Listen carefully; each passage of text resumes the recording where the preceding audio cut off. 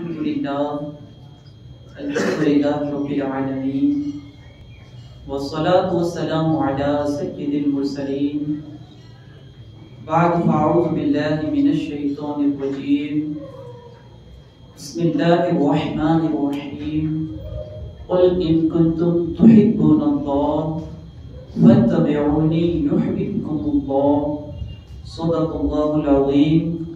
وبلغنا رسوله النبي الأمين الكريم ونحن على ذلك لمن الشاهدين والشاكرين والحمد لله رب العالمين غوث اعظم بمن بے سر و ساما مدد قبلہ دی مدد کعبہ ایمان مدد بگرداب بلا افتاد کشتی ضعیفان شکستہ رات پشتی بحق خواجہ عثمان ہارونی مدد کن یا معین الدین چشتی اشرف زمانہ زمانہ مدد نما درہائے بستہ رازے کلید کرم کشا سربرا شاہا کریمہ دستگیرہ اشرفا حرمت روح پیمبر یک نظر کن سوئے ماں.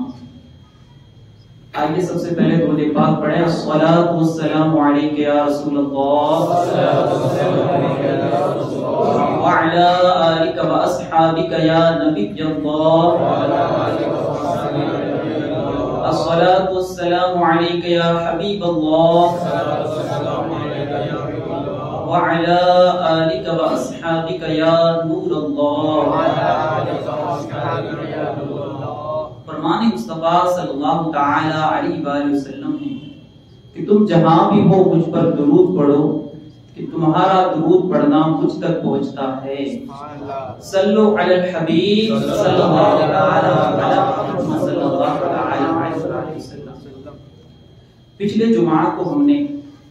ایمان کی مضبوطی کے حوالے سے کچھ باتیں سنی تھی اور ایک ایمان مومن کے لیے کتنا ضروری ہوا کرتا ہے اور وہ کون سی چیزیں ہیں اگر ہم ان کو اپنے سامنے رکھیں اور ان کو پیش نظر رکھتے ہوئے زندگی کو گزاریں تو ہمارا ایمان محفوظ رہے. اور کاش ایسا بھی ہو کہ جس وقت ہماری روح کو نکالا جا رہا ہو اس وقت حضور علیہ الصلوۃ والسلام بھی تشریف فرما ہوں. اس حوالے سے ہم نے بہت سی باتیں سنی تھی اور اسی کی کڑی سے ملتا جلتا ایک عنوان ہے بلکہ یوں کہہ لیجئے کہ ایمان کی بنیاد جس چیز پر رکھی گئی ہے وہ ہے حضور اکرم صلی اللہ علیہ وآلہ وسلم کی محبت. حضور علیہ السلام خود ارشاد فرماتے ہیں لا یؤمن احدکم حتی اکون احب الیہ من والدہ وولدہ والناس اجمعین کہ تم میں سے کوئی بھی شخص اس وقت تک کامل مومن نہیں ہو سکتا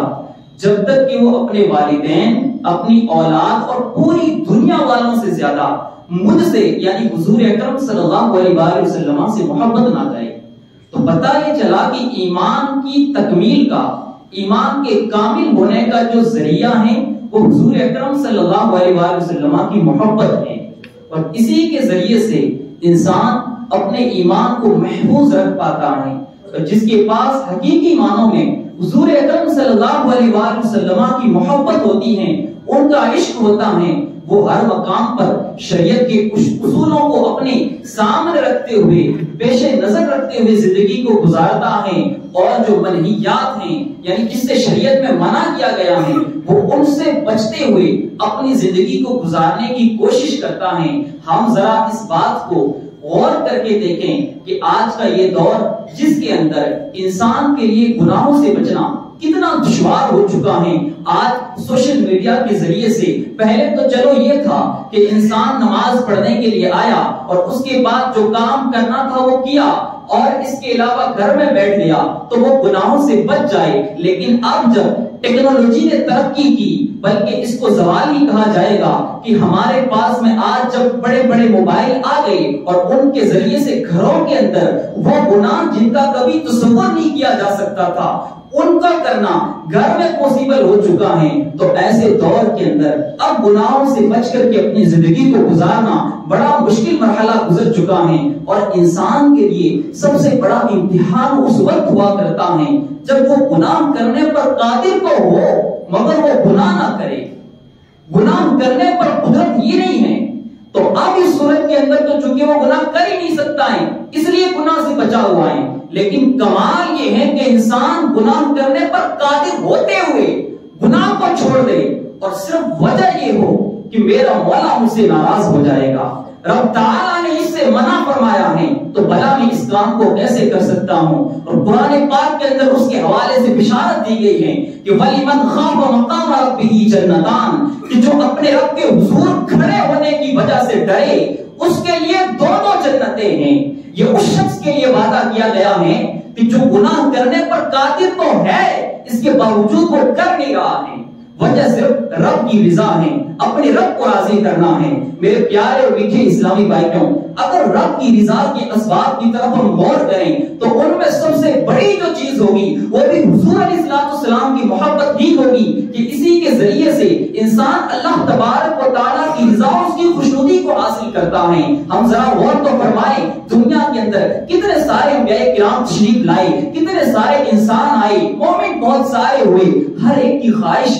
جو ہوا کرتی تھی، جو مومن کامل ہوا کرتا تھا، جو انبیاء کرام تشریف لائے تھے، ان کا مقصد ایک ہوتا تھا کہ میرا رب مجھ سے راضی رہے، یعنی رب تعالیٰ کی رضا مقصود ہوتی تھی۔ اب وہ سارے امور سر انجام دیتے چلے جاتے تھے۔ جب رب تعالیٰ کی رضا کو پیش نظر رکھتے تو سارے کام وہ شریعت کے مطابق کرتے، اور اس سے پتہ یہ چلا کہ ہر ایک شخص کی سوچ، ہر ایک نبی کی سوچ یہی تھی کہ میرا مولا مجھ سے راضی رہے۔ اب ذرا ہم اس بات کی طرف بھی تو غور فرمائیں کہ حضور علیہ السلام کی شان کیا ہے۔ میرا مولا خود اللہ تبارک و تعالی ارشاد فرماتا ہے وَلَسَوْفَ يُعْطِيكَ رَبُّكَ فَتَرْضَىٰ، محبوب ان قریب آپ کو اللہ تبارک و تعالی اتنا عطا فرمائے گا کہ آپ راضی ہو جائیں گے۔ اور دنیا کا ہر نبی تو دنیا کے اندر جتنے انبیاء کرام آئے وہ سارے کے سارے رب کی رضا چاہتے تھے، مگر رب تبارک و تعالی خود جس کی رضا چاہتا ہے وہ حضور اکرم صلی اللہ علیہ وسلم کی ذات عالی ہے۔ تو پھر ان سے کیوں نہ محبت کی جائے، ان سے کیوں نہ عقیدت رکھی جائے۔ آج دنیا کے اندر ہم محبت کے نام پر یا کسی اور چیز کے نام پر اپنی زندگی کو تباہی کی طرف لے جاتے ہیں۔ ہوتا کیا ہے کہ جب ہم دنیا سے چلے جاتے ہیں، ایک تو موت کے وقت ایمان سلامت رہے یا نہ رہے اس کی کس نے گارنٹی لی تم سے، اور اس کے بعد اگر دنیا سے چلے بھی گئے تو آگے قبر کے اندر سخت معاملات ہونے ہیں، آگے حشر کے اندر سخت معاملات ہونے ہیں۔ وہاں پر دنیا کا کوئی رفیق آ کر کے یہ نہ کہے گا کہ تو میرا دوست تھا، تو میرا یار تھا، آج میں قبر میں تیرا سہارا دینے کے لیے آ گیا ہوں، آج میں تیرے ساتھ آ گیا ہوں، تجھے منکر نکیر کی دہشت نہیں ہوگی، تجھے حشر کے اندر فرشتوں کے عذاب کا کوئی خوف نہیں ہوگا، تجھے جہنم کے اندر کوئی خوف نہیں ہوگا، اس لیے کہ تو میرا یار تھا۔ یہ کوئی بھی دعویٰ نہ کرے گا تو پھر ہمیں بھی اس بات پر ذرا غور کر لینا چاہیے کہ اس یاری کا کیا فائدہ، اس دوستی کا کیا فائدہ، اس محبت کا کیا فائدہ جو ہمیں صرف قبر و حشر سے پہلے تو بظاہر بڑا سپورٹ دکھاتی ہے کہ ہم تمہارے ساتھ کھڑے ہیں، یہ کر دکھائیں گے، وہ کر دکھائیں گے۔ دنیا کے اندر تو انسان اپنی مرضی سے جیسے چاہے ویسے زندگی گزار سکتا ہے، لیکن اصل جو ساتھ ہوتا ہے وہ دنیا سے جانے کے بعد کا ہوتا ہے، یا دنیا سے جس وقت جا رہا ہوتا ہے اس وقت اصل مقام ہوتا ہے۔ تو ضرورت اس بات کی پیش آتی ہے، ضرورت اس بات کی ہوتی ہے کہ اصل ایسا بھی تو کوئی دوست بنایا جائے، ایسا بھی تو کوئی یار بنایا جائے، ایسی بھی تو کوئی محبت ہو جب قبر سے انسان قبر کے اندر دنیا سے جا رہا ہو، یا پھر دنیا کے اندر اس کی روح کو نکالا جا رہا ہو، یا پھر قبر سے اٹھا کر کے حشر کے اندر اس کو پھر سے کھڑا کیا جا رہا ہو، اس وقت اس کا سپورٹ کر رہی ہو، اس وقت اس کا ہاتھ پکڑ کر کے کہہ رہی ہو کہ تجھے تو مجھ سے محبت تھی نا، آج میں تیرے لیے ہوں۔ قیامت کے دن جب نفسی نفسی کا عالم ہوگا، ہر کوئی نبی ایک دوسرے کو دوسرے کی طرف گھیرتا چلا جائے گا، اس ہو الا غیری، میرے علاوہ کسی اور کی طرف جاؤ۔ اس وقت جس کی زبان سے یہ صدا ہوگی کہ انا لہا، میں تمہارے ہی لیے ہوں، وہ حضور علیہ السلام کی ذات عالی ہوگی۔ تو پھر کیوں نہ حضور علیہ السلام سے محبت کی جائے، اور جیسا انہوں نے کرنے کے لیے کہا ہے ویسے ہی اپنی زندگی کو گزارا جائے، ان کے مطابق اپنی زندگی کو گزار کر کے تو دیکھیے، جس وقت آپ دنیا سے جا رہے ہوں گے، جس وقت آپ کے پاس میں ملک الموت علیہ السلام تشریف لائیں گے، اور وہ کس حالت میں کس انداز میں تشریف لاتے ہیں آپ نے پچھلے جمعہ میں سماعت کیا تھا۔ اب آپ کے پاس میں جب ملک الموت علیہ السلام آ رہے ہوں گے اور سامنے حضور علیہ السلام تشریف فرما ہوں گے، تو وہاں سے تمہیں یہ سپورٹ مل رہی ہوگی کہ اے میرے غلام تو نہ گھبرا، تو امتی عبدی میرا ہے، تو غلام میرا ہے، جس سے تو نے غلامی دنیا کے اندر نبھائی تھی، اب تیرا وہی آقا تیرے کام آنا ہے، اس وقت بھی حضور کام آئیں گے، اور جب تم قبر کے اندر ڈال دیے جاؤ گے، اس کے بعد میں تمہارے پاس منکر نکیر آئیں گے، ان کی شکلیں بھی کیسی ڈراؤنی ہوں گی،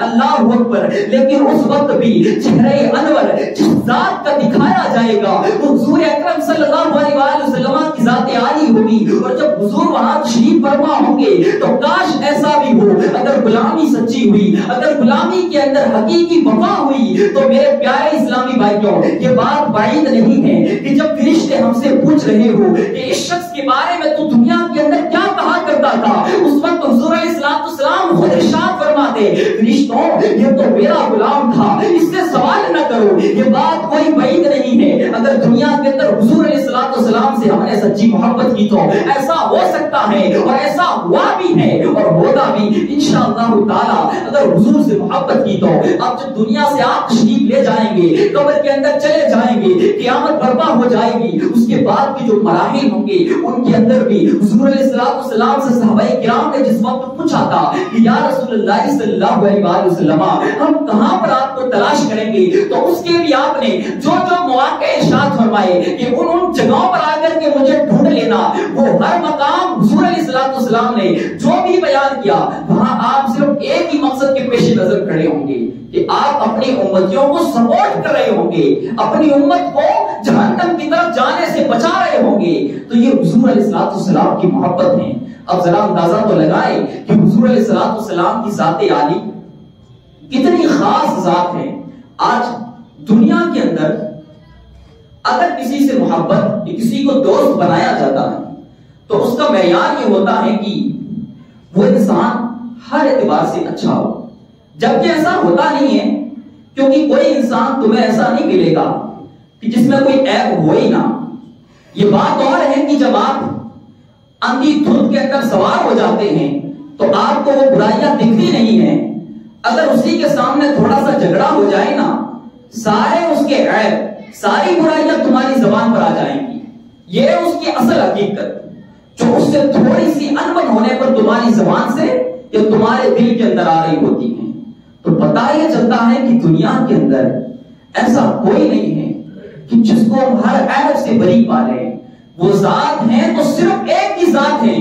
جس کے بارے میں حسان بن ثابت رضی اللہ تعالیٰ عنہ نے ارشاد فرمایا خلقت مبرأ من کل عیب، یا رسول اللہ صلی اللہ علیہ وآلہ وسلم آپ کو تو ہر عیب سے بری پیدا کیا گیا ہے۔ کوئی گمان ہی نہیں ہے کہ حضور علیہ السلام کی ذات کے اندر عیب ہو، جب وہ ہر عیب سے پاک ہیں۔ اب پاک بھی ہوئے اور کمالات بھی پائے تو ایسے کمالات پائے کہ کسی دوسری ذات میں نہ ویسا کمال ملتا ہے نہ ویسا وصف ملتا ہے۔ انبیاء کرام علیہ السلام کو بہت بڑے بڑے اوصافات سے، کمالات سے نوازا گیا، لیکن ان سارے اوصافات اور کمالات کو سامنے رکھ کر کے تو دیکھیں کہ حضور علیہ السلام کے جیسا نہ اوصاف میں کوئی ملتا ہے نہ کمالات میں کوئی ملتا ہے۔ ایسی ذات اللہ تبارک و تعالیٰ نے ہمارے حبیب صلی اللہ علیہ وآلہ وسلم کی بنائی۔ اب دیکھیں کہ ایک شخص تھا حضور علیہ السلام کا، محبت کرنے والا تھا، آپ سے بڑی عقیدت رکھا کرتا تھا۔ وہ ایک مرتبہ ایسا ہوا کہ حضور اکرم صلی اللہ علیہ وآلہ وسلم کی روزہ اقدس پر حاضر ہوا۔ امام سخاوی نے القول البدیع کے اندر اس بات کو نقل فرمایا ہے۔ وہ حاضر ہوا اور اس نے کہا کہ یا رسول اللہ صلی اللہ علیہ وآلہ وسلم میں آپ کا غلام ہوں اور آپ کے روزے پر آپ کا مہمان بن کے حاضر ہوا ہوں، مجھے سخت بھوک لگی ہے، اتنی شدت کی بھوک لگی ہے کہ یا رسول اللہ صلی اللہ علیہ وآلہ وسلم اب میں اسے مزید برداشت نہیں کر سکتا ہوں، اور چونکہ مہمان آپ کا ہوں اس لیے کسی اور کے در پہ بھی جا نہیں سکتا ہوں۔ اب دیکھیں وہ اپنی داستان سنا ہی رہا تھا، اس کی آنکھ لگ گئی اور میرے آقا علیہ السلام تشریف لاتے ہیں اور اس کو لا کر کے پیارا سا کھانا عطا فرماتے ہیں۔ وہ شخص روٹی کو لیا اور آدھی روٹی کھائی، اتنے میں اس کی آنکھ کھل گئی۔ اب دیکھتا ہے کہ جو باقی روٹی بچی ہوئی تھی وہ دوسرے ہاتھ میں موجود تھی۔ یہ دیکھیں حضور علیہ السلام کے غلاموں کی شان اور حضور کی شان سے عطا کرتے ہیں، وہ بھی ذرا نوٹ فرمائیں۔ آج ہم جب خواب دیکھتے ہیں نا، چاہے کتنی سخت بھوک لگی ہوئی ہو، خواب آ گیا، چاہے 5 اسٹار ہوٹل کا آیا ہو، کہیں کا آیا ہو، خواب کے اندر بہت کچھ کر لو گے، لیکن جب آنکھ کھلے گی تو بھوک اپنی حالت پر ہی باقی رہے گی۔ لیکن یہ حضور علیہ السلام کی عطا ہے۔ کوئی امام بصیری سے پوچھے کہ جب ان کو چادر اقدس عطا خواب کے اندر کی گئی تھی اور آنکھ کھلتی ہے تو کندھوں کے اوپر چادر اقدس موجود تھی، یہ حضور علیہ السلام کی عطا ہے۔ وہ جس کو عطا کرتے ہیں حقیقی معنوں میں عطا کرتے ہیں، محض خواب نہیں دکھاتے ہیں، اور خواب میں بھی تشریف لاتے ہیں تو اس شان سے تشریف لاتے ہیں کہ شیطان کی جرأت ہی نہیں ہے کہ ان کی شکل اور ان کی حیات کو اختیار کر کے ان کے غلاموں کو بہکا سکے، یہ اس کی بھی جرأت نہیں ہے۔ تو یہ حضور علیہ السلام کی شان ہے، اور کیوں نہ پھر ہم حضور اکرم صلی اللہ علیہ وآلہ وسلم سے سچی عقیدت کریں، سچی محبت کریں، کیونکہ آپ جیسی ذات جب کوئی دوسری ہے ہی نہیں تو پھر ایک ہی آپشن بچتا ہے کہ اسی ایک ذات کو جو اوصاف میں بھی اکمل ہیں، جو کمالات کے اندر بھی سب سے بڑھ کر کے ہیں، اسی کو چن لیا جائے اور اسی کی ذات کو اپنے لیے مشن، اپنے لیے آئیڈیل بنا لیا جائے۔ اللہ تبارک و تعالیٰ قرآن مجید کے اندر ارشاد فرماتا ہے کہ تحقیق کے ہم نے تمہارے لیے حضور اکرم صلی اللہ علیہ وآلہ وسلم کو ایک بہترین نمونہ بنا کر کے بھیجا۔ تو ہم ذرا ان کی زندگی کو دیکھیں۔ آپ علیہ السلام کو جو حسن مبارک عطا کیا گیا، اس کو کوئی بھی صحابی رسول حقیقی معنوں میں نہ اپنے اشعار کے اندر بیان کر سکا اور نہ ہی دیگر اپنی کہیں بات کے اندر اس حقیقت کو بیان کر سکا۔ کچھ صحابہ کرام نے آپ علیہ السلام کے حسن مبارک کو بیان کرنے کی کوشش کی ہے۔ ان میں سے حسان بن ثابت رضی اللہ تعالیٰ عنہ کا نام سر فہرست آتا ہے، لیکن آپ سے جب پوچھا گیا کہ آپ نے کیسے حضور علیہ السلام کے حسن پاک کو بیان کر دیا، جبکہ ان کے حسن پاک کو تو کسی میں اتنی ہمت ہی نہیں ہوتی کہ وہ صحیح سے دیکھ لے۔ آپ فرماتے ہیں کہ دیکھا تو حقیقت میں نے پورا میں نے بھی نہیں تھا، بس میری اسٹائل یہ ہوا کرتی تھی کہ میں اپنی آنکھوں کو بند کر کے اپنی ہاتھ کی اوٹ، ہاتھ کا سہارا لے کر کے اس کی آنکھ سے تھوڑا سا دیدار کر لیا کرتا تھا، اور جیسا میں آپ کو پاتا تھا کچھ اس میں سے جو میرے ذہن میں الفاظ حاضر ہوتے میں ان کو بیان کرنے کی کوشش کرتا تھا، اور اسی کو بیان کرتے ہوئے آپ نے وہ شعر بھی فرمائے کہ وَأَحْسَنُ مِنْكَ لَمْ تَرَ قَطُّ عَيْنِي وَأَجْمَلُ مِنْكَ لَمْ تَلِدِ النِّسَاءُ، جس کا مفہوم یہ بنتا ہے کہ یا رسول اللہ آپ جیسا حسین میری آنکھ نے دیکھا تو کیا کسی ماں نے جنا ہی نہیں، اور جب جنا نہیں تو پھر دیکھتا کہاں سے۔ تو یہ حضور علیہ السلام کے حسن پاک کی شان ہے۔ حضور علیہ السلام امام زرقانی فرماتے ہیں کہ ایک مرتبہ کچھ لوگوں کے پاس حضور اکرم صلی اللہ علیہ وآلہ وسلم کا جانا ہوا، تو وہ لوگ چونکہ سفر میں تھے، ایک جگہ پہ اپنا اڈا ڈال کے بیٹھے ہوئے تھے کچھ وقت کے لیے، تو آپ علیہ السلام وہاں تشریف لے گئے۔ آپ کو ان کے پاس ایک سرخ اونٹ پسند آیا، تو آپ نے چاہا کہ اس کو خرید لیا جائے۔ بات چیت کی، سب لوگ تیار ہو گئے دینے کے لیے، لیکن آپ علیہ السلام نے فرمایا کہ چونکہ میں ابھی خریدنے کی نیت سے نہیں آیا تھا، اس لیے میرے پاس اس کے بدلے میں جو آپ کو سمن دینی ہے، پیسے دینے ہیں، وہ میرے پاس ابھی اویلیبل نہیں ہے، تو میں آپ کو بعد میں بھجوا دوں گا۔ لوگوں نے کہا ٹھیک ہے۔ آپ علیہ السلام وہاں سے واپس تشریف لے آئے۔ اب جب وہاں سے آپ جانے لگے تو جن لوگوں کے پاس آپ نے یہ بیع و شراء کی تھی، سیلنگ جو آپ نے خریدی تھی چیز، اور انہوں نے آپ علیہ السلام سے پیسے لینے تھے، تو وہ سارے لوگ وہاں کھڑے تھے اور آپ علیہ السلام کو جاتے ہوئے دیکھ رہے تھے۔ اب جب آپ علیہ السلام ان کی آنکھوں سے پورے دور ہو گئے اور ان کی آنکھیں جب دیکھ نہیں پا رہی تھی، یعنی زیادہ دور چلے گئے تھے، اس کے بعد وہ لوگ کافی دیر تک خاموش رہے، کسی میں بولنے کی جرأت نہیں ہوئی، سوچتے ہیں یہ سب کے سب۔ اس کے بعد ان میں سے وہ سکتا سے دور ہوئے اور ایک شخص بولا کہ دوسرے سے کہا کہ اے شخص یہ بتا کہ ابھی ایسا کیا ہوا ہمارے ساتھ میں کہ کوئی شخص آیا ہمارے پاس میں جس کو نہ ہم نے کبھی دیکھا تھا، نہ اس کو کبھی جانا تھا، نہ اسے کبھی پتا پوچھا تھا پہلے، نہ اب پوچھا، اور اس کو اپنی چیز بھی دے دی، نہ بھاؤ تال کیا، جتنا اس نے بولا اس کو دے کر کے یہاں سے روانہ کر دیا۔ آخر یہ سب کیا ہوا؟ تو ایک شخص کہنے لگا کہ میں تو جب وہ آئے تھے نا، ان کی آنکھوں کو ہی تکتا رہ گیا اور اسی سے میں اپنی نظریں ہٹا نہ سکا۔ دوسرا کہنے لگا کہ میں نے حضور اکرم صلی اللہ علیہ وآلہ وسلم کے حلیہ اقدس کو دیکھا، میں اسی کو دیکھتا رہا، وہ جو کہتے رہے میں ہاں ملاتا چلا گیا۔ اب وہ لوگ سوچ رہے تھے کہ اب کیا کیا جائے، ان کے پاس سے پیسے واپس ہم کیسے لیں گے، ہمارے پاس تو کچھ ہے ہی نہیں ان کا پتا۔ اتنے میں اس قافلے کا جو سردار تھا اس کی بیوی آتی ہے اور وہ کہنے لگتی ہے کہ اے لوگوں، جو شخص یہاں سے اونٹ لے کر کے گیا ہے اس کی ضامن میں ہوں، اگر وہ نہیں دیتا ہے تو اس کے پیسے میں دوں گی۔ اب وہ لوگ کہنے لگے کہ کیا تم اس کو جانتی ہیں؟ تو کہتی ہیں میں جانتی تو نہیں ہوں، لیکن جب وہ یہاں پر آیا تھا تو میرے حجرے کا جو پردہ تانا ہوا تھا وہ تھوڑا سا ہٹ گیا تھا، میں نے اس کے چہرے کو دیکھا تھا اور میرا اس بات پر یقین ہے، میں خدا کی قسم کھا کے کہہ سکتی ہوں کہ جس شخص کا چہرہ اتنا حسین ہو وہ کبھی جھوٹا نہیں ہو سکتا ہے۔ تو مجھے یقین ہے